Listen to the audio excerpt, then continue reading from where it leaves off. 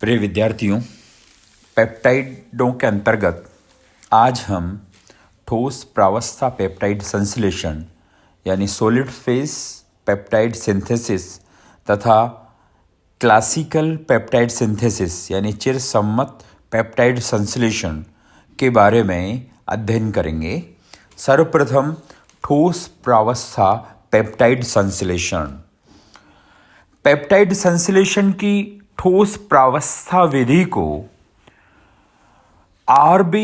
मैरीफील्ड, जिन्हें 1964 में Nobel prize मिला है, रॉकफेलर विश्वविद्यालय USA ने विकसित किया था। इस विधि में पहले से ही रक्षित तृतीयक ब्यूटिलऑक्सी कार्बोनिल क्लोराइड द्वारा एमिनो रक्षित एमिनो अम्ल के COOH समूह से अविलय ठोस क्लोरोमेथिल युक्त पॉलीस्टाइरीन रेजिन से अभिक्रिया द्वारा एस्टर बनाया जाता है। रक्षित समूह तृतीयक ब्यूटिलऑक्सी कार्बोनिल समूह को CF3COOH CH2Cl2 से हटाते हैं। इसके बाद दूसरे एमिनो रक्षित एमिनो अम्ल का योग डाइसाइक्लोहेक्सिल कार्बाडाइमाइड DCC की उपस्थिति में कर लिया जाता है। इसके पश्चात एमिनो रक्षित समूह को फिर हटाया जाता है। यह क्रम सभी एमिनो अम्लों के योग तक चलता है। अंत में पॉलीस्टाइरीन रेजिन को भी CF3COOH HBr से संश्लेषित पेप्टाइड से पृथक कर लेते हैं। ठोस प्रावस्था पेप्टाइड संश्लेषण 6 पदों में संपन्न होता है। पहला पद है एमिनो समूह का रक्षण, यानी ब्यूटिलऑक्सी कार्बोनिल क्लोराइड द्वारा एमिनो अम्ल की अभिक्रिया कराते हैं। HCl का निष्कासन होता है।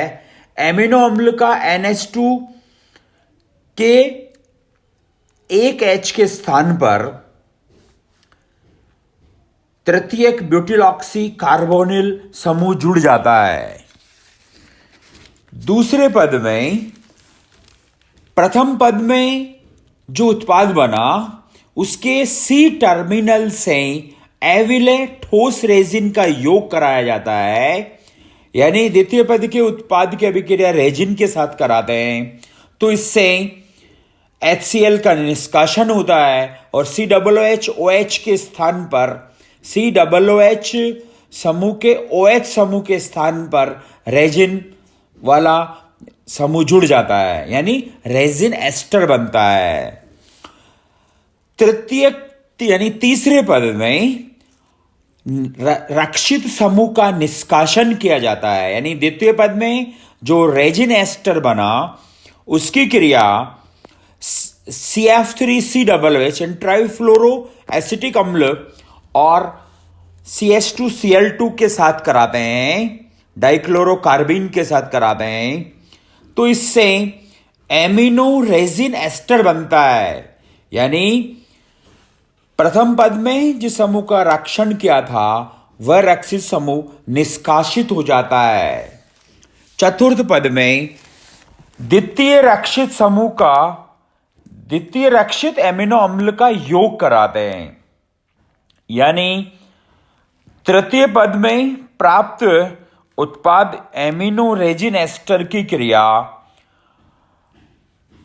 NH2 के NH2 समूह रक्षित युक्त एमिनो अम्ल से कराते हैं DCC की उपस्थिति में तो इससे एक H2O अणु का निष्कासन होता है और जो उत्पाद बनता है उस उत्पाद से पांचवें पद में रक्षित समूह का निष्कासन करते हैं, यानी इससे जो तृतीयक ब्यूटिलऑक्सी समूह था उसका निष्कासन करते हैं और जो उत्पाद बना उस उत्पाद से छठे पद में एविले ठोस रेजिन का पृथक्करण करते हैं, यानी एविले ठोस रेजिन को पृथक कर देते हैं।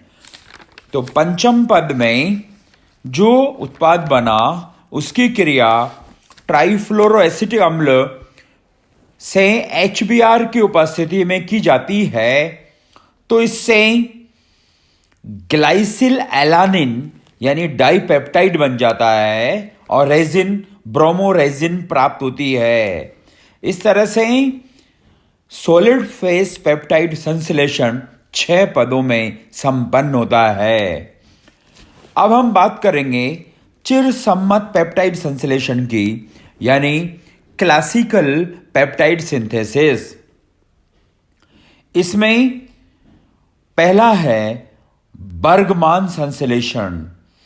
इस संश्लेषण में बेंजिल ऑक्सी कार्बोनिल क्लोराइड की अभिक्रिया एमिनो अम्ल से करवाने पर SOCl2 से अभिकृत करने से अम्ल क्लोराइड बन जाता है, जिसका संघनन दूसरे एमिनो अम्ल से करवाने के पश्चात उत्प्रेरकीय अपचयन से रक्षित समूह के निष्कासन द्वारा पेप्टाइड संश्लेषण हो जाता है।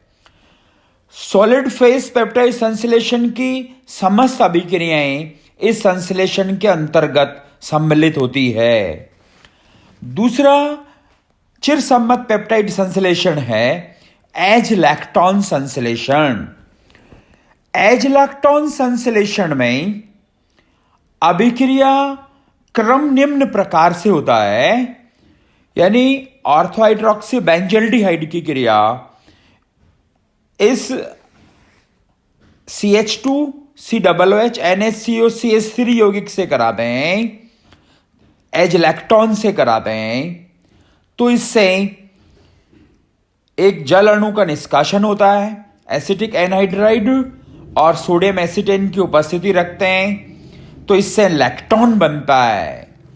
और इस लैक्टोन की क्रिया पुनः एज-लैक्टोन के साथ कराएं, तो इससे जो उत्पाद बना उसका अपचयन करा दें पैलेडियम और हाइड्रोजन के साथ, और HCl पहले अपचयन कराते हैं पैलेडियम हाइड्रोजन के साथ, और उसके बाद HCl की उपस्थिति में अपघटन करा देते हैं, तो इससे टाइरोसिल ग्लाइसिन यानी एक डाइपेप्टाइड का निर्माण हो जाता है।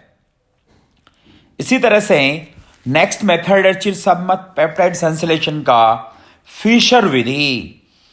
इस विधि द्वारा एमिनो अम्ल के एमिनो समूह को एथिल क्लोरोफॉर्मेट द्वारा रक्षित किया जाता है। प्राप्त यौगिक की क्रिया एक अन्य एमिनो अम्ल एस्टर के साथ की जाती है, यानी एमिनो एथिल क्लोरोफॉर्मेट के साथ NH2 CH2CO C2H5 की क्रिया कराते हैं। HCl एक अणु का HCl अणु का निष्कासन होता है, और इससे जो उत्पाद बना इसकी क्रिया NH2 CH CH3 CO C2H5 के साथ कराने के बाद प्राप्त उत्पाद का जल अपघटन करा दें, तो इससे ग्लाइसिल एलानिन यानी डाइपेप्टाइड बन जाता है, और C2H5COOH और C2H5OH सह उत्पाद के रूप में प्राप्त होते हैं।